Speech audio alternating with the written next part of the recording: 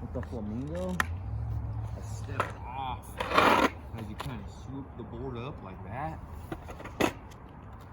With the crane, it's the opposite, but also a little different.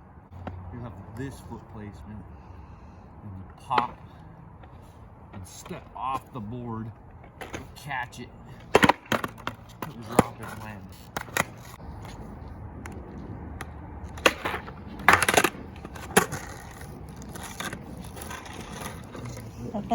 That's a good one.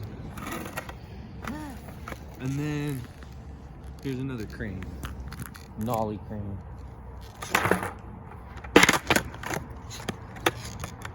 Hello. Yeah, as I pop, I step off the board and catch it with this leg. That.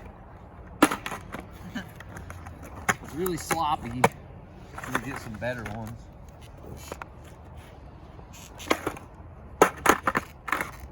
You can go. But yeah, these are not good cranes or whatever you want to call them, but it's just to show y'all how to do it.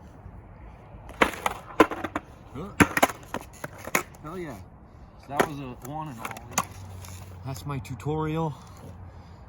It's the difference between the crane and the Flamingo.